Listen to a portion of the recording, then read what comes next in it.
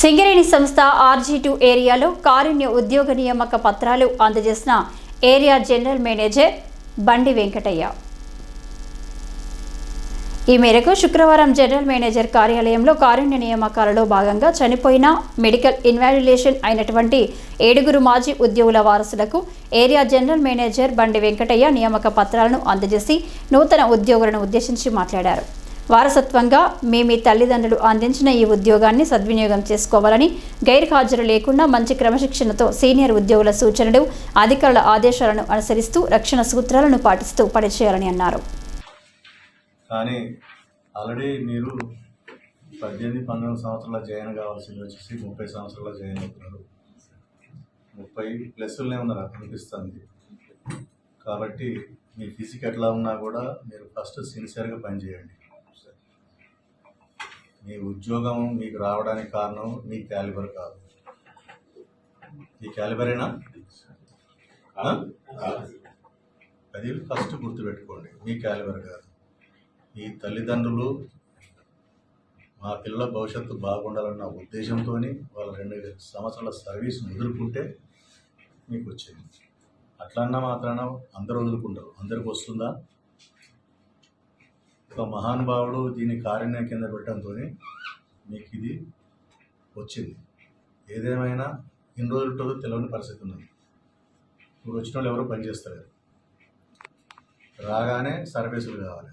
Qualification ఏమున్నా 10th class అయినా 7th class అయినా చదవకపోయినా PG అయినా డిగ్రీ అయినా మంచి జాబులు కావాలి. మరి మంచి జాబులు అందరికీ ఇవ్వగలుగుతామా? అందరూ మరి పల్లకెక్కే వాళ్ళైతే మూసేవాళ్ళు ఎవరు? ఉండాలా లేదా? కాబట్టి అది దృష్టిలో పెట్టుకోండి. మీరు మొయ్యాలి అంటే ఏం చేయాలి? ఈ క్యాలిబర్ నేర్పించుకోవడానికి ఇంటర్నల్గా కంపెనీ ఎగ్జామ్స్ పెడుతుంది. అది పెట్టినప్పుడు మీరు మంచి క్యాలిబర్ ఉన్నట్టయితే డెఫినెట్గా ముందరికి వెళ్ళిపోతారు. అది వదిలిపెట్టి మొదటి నుంచి రవీంద్ర గారు చెప్పినట్టు అదే పని వాళ్ళ చుట్టూ పొలిటీషియన్స్ చుట్టూ తిరుగుతూ, లీడర్స్ చుట్టూ తిరుగుతుంటూ వాళ్ళని ఇబ్బంది పెట్ట, మమ్మల్ని ఇబ్బంది పెట్ట, ఇట్లాంటి చేస్తే కంపెనీ చాలా కాలం మనగలడం కష్టార్థకమవుతుంది. ఆ పరిస్థితులలో మీరు చేయాల్సిందల్లా ఒకటే, సిన్సియర్గా వర్క్ చేయండి. ఆల్రెడీ ఇప్పటికే లేట్గా జాయిన్ అయ్యారు. లేట్గా జాయిన్ అయినా లేటెస్ట్గా జాయిన్ అయినా అనుకొని కంపల్సరీ సిన్సియర్గా జాయిన్ కాండి. ఉద్యోగాలు పోగొట్టుకోకండి. ఫస్ట్ ఆఫ్ ఆల్ 190 మస్టర్స్ నింపండి. నెక్స్ట్ వచ్చేసేసి జనరల్ మోడల్స్ కాండి. జనరల్ మోడల్స్తో పాటు మీకు ఏమైనా ప్రమోషన్స్ వస్తే తీసుకోండి. లేకపోతే హార్డ్ జాబ్లకు ఎవరు కూడా ఇప్పుడు రికమెండ్ అవుతలేరు, దాని ఇంట్రెస్ట్ చూపెడతలేరు. దాంతోనే ఏమవుతుంది, ఆ జాబ్లలో కంపల్సరీ కాంట్రాక్ట్ ఎంప్లాయీస్ను కంపెనీ ఇండక్ట్ చేయాల్సి వస్తుంది. ఇండక్ట్ చేస్తే ఆటోమేటిక్గా ఆ జాబ్లన్నీ మనకు పోయినట్టేనా? అప్పుడు వచ్చేసేసి ఇప్పుడు ఈ కంపెనీ నువ్వు ఇంత మంచిగా ఉంది కాబట్టి నువ్వు వచ్చి మీ నాయన ఉద్యోగం వదులుకుంటాడు, నువ్వు వచ్చి జాయిన్ అవుతావు.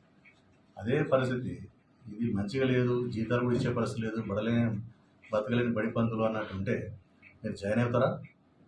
కానీ మరి అట్లా ఉన్నదాన్ని మరి మీరు వచ్చేసి ఏం పని చేయకపోతే అట్లనే ఉంటుందా? దిగజారిపోతుంది దాని పరిస్థితి. ఆ దిగజారిపోకుండా చూడాల్సిన బాధ్యత మీ భుజస్కంధాలపై ఉంది. గుర్తుపెట్టుకోండి. అందరూ కూడా సిన్సియర్గా పనిచేయండి. ఇప్పుడు ఒకప్పుడు ఇదంతా కూడా ఇండస్ట్రీ మొత్తం మెయిన్ ఇండస్ట్రీ.